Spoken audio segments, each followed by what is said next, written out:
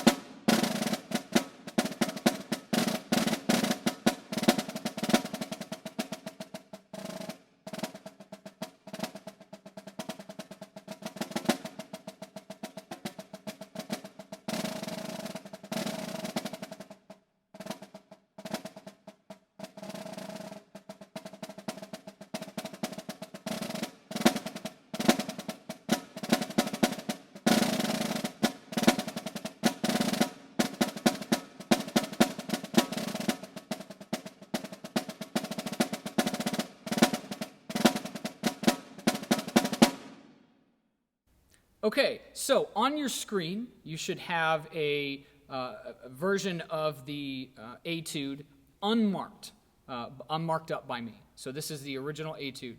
And this is how we start out, fresh, nothing written on it, just this is the etude. My goal by the end is to pretty much have so much scribble on it that all I'm reading are my stickings, my notes, my arrows, my phrase markings.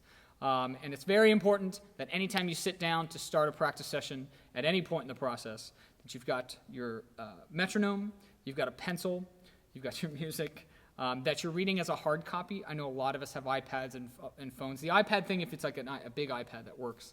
But I really discourage reading music off of a phone. But if you can have a hard copy or something on an iPod Pro or something like that, that's easier to read that way. Just so, again, as you're reading through it, you're taking your notes. It's important that you have notes in your words that you're writing in that are unique to you. Because you can go into a lesson and we can tell you what to write in all we want. We can tell you the things as instructors that we think are important that you should do. And I guess that's kind of what I'm doing right now. But the biggest thing I'm telling you should do is go write the notes for yourself. And then take them into your lesson and improve upon them. But Again, the biggest part is that you create a dialogue with yourself while you're playing the etude that is in your words, that are important to you, that read well to you because you've written them down. All right, so let's take this etude and let's start to comb through it and break it down in the process that I take. The biggest thing that I do first, I do a nice slow initial read through. I want to get a sense of where this piece is going, where it's starting, where do I end up, what's the performance tempo that's marked, and what do I think I'm going to get through it. What are the skill sets that are going to be demanded of me, and we're going to go through that here in a second. And then again, as a sense of the overall piece, is it kind of an ABA? Is there an arc to it? Are there multiple arcs? Where do I feel like those arrival points are?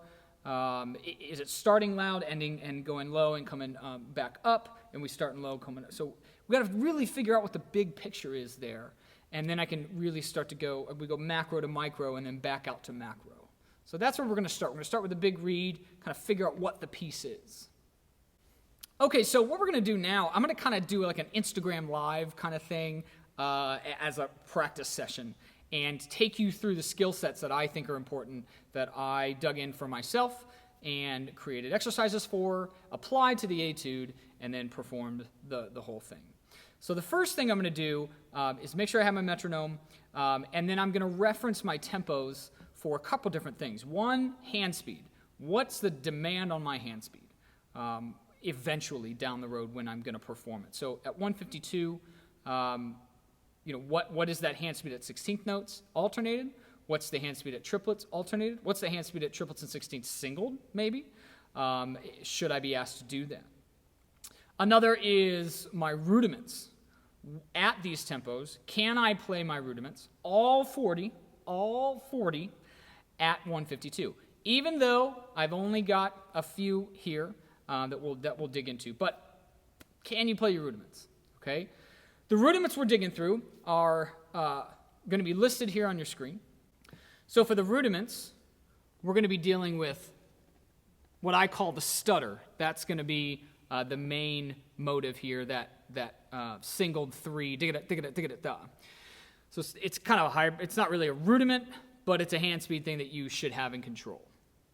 We have the 4-stroke rough, a drag, a flam, a 17-stroke roll, a 9-stroke roll, an 8-stroke roll, 13-stroke roll, a flam tap, and then finally a paradiddle-diddle. Some other considerations that I'm going to check off my list are, what are my dynamics that are being asked of me, and what are the articulations being asked of me? So I want to figure out what my floor and my ceiling dynamics are going to be. And in this etude, I've got pianissimo as my floor, as the lowest, and I have forte as my highest. I don't have a fortissimo. I have an accented forte, and I have a forte with a marcato accent, okay? And I want to make sure that my accent, my regular accent, and my marcato accent, housetop, marcato, have a different articulation quality, a different sound quality. I want to make sure I differentiate between those. I also have a tenuto marking, and in Caleb's book, he outlines what his approach is for his articulations. And a tenuto in a snare drum solo is not going to be what it is for a wind player. We are going to use it as kind of a weighted note. It's an accented note with weight, but it's not a full accent. It's kind of a half accent. So it's a weighted note there. So my accents, marcato, and I don't have any staccatos, so the differentiation between accent and the marcato accent are going to be some considerations that I want to take into. And so along with articulations, I want to make sure I'm referencing that floor and ceiling dynamics, and going through the piece as I comb through. Is every dynamic treated the same? Is every forte the same? Is every mezzo forte the same? Is every piano the same? Mezzo piano, all those. In my eyes, no, they are not treated the same, depending on where they are in the phrase. Is the forte an arrival point? Is it a beginning point? Is it a midway? Where does that forte dynamic sit? Is the piano dynamic halfway through the phrase? Is it an arrival point? Is there any kind of shaping within piano that I want to do? Within the dynamics, we've got the floor, we've got the ceiling, pianissimo to forte. we need to think about dynamics as a box, that every single dynamic has a plus and minus that we can work with them, so that a dynamic doesn't always become a height. I use height definition when I'm teaching marching band for the uniformity aspect. And we can use heights as a reference of where to kind of start, but I don't play mezzo piano at 3 inches every single time. So it's a reference to start mezzo piano there, but in this giant hall, maybe mezzo piano is more like 1 inch, piano is ½ inch, pianissimo is all the way out here at that ½ inch. So again, those relative dynamics, but then within piano, I have a plus and a minus. So maybe my piano is here.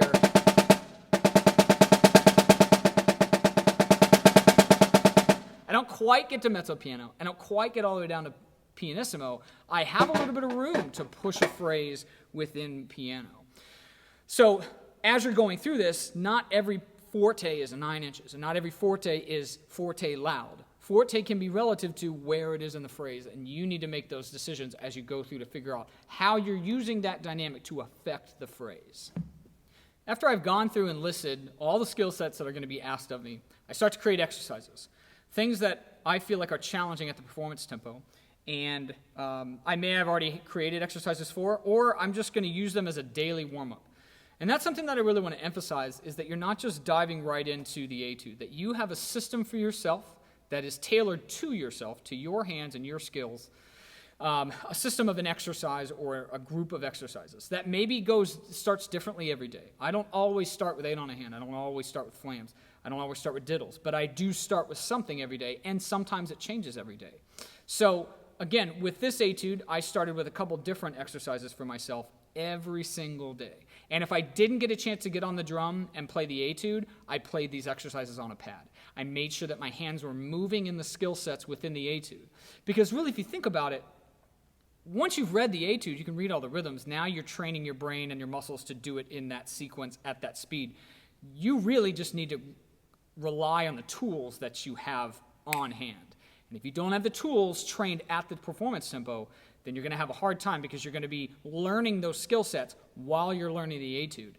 And that actually increases the length of time once you start and where that end point is. So if you want to learn it in a week, do you have the skills on hand to do it? So really you're just spending that week learning how to get through that at the speed, at the reading speed that you need to. If you're learning some of these skill sets at the performance tempo, that's going to increase that trajectory from where you start to where you end. Okay, so again, that's why creating an exercise for yourself with rudiments is going to be really important. 2 of the exercises I'm going to take you through that I did are some simple things that you probably do on your own that I want to tell you that everybody still does it when you get older, and every musician should probably have these simple exercises that you look forward to doing every day. I look forward to moving my hands every day. And the way I do it to music. I love the metronome to keep me focused in the etude. When I'm padded, man, I want to jam. So I take myself through some music. So the first exercise we're going to do, I'm going to take us through my 8 on a hand. Kind of, it's impromptu. It's not constructed to one hand or the other. I'm really just like, I'm using the exercise to feel where my hands are in that given point of the day. If it's early, I may spend longer times on each hand. If it's later in the day, my hands have already kind of been moving, I'm warmed up already, I may take some time and do some faster skill sets more quickly.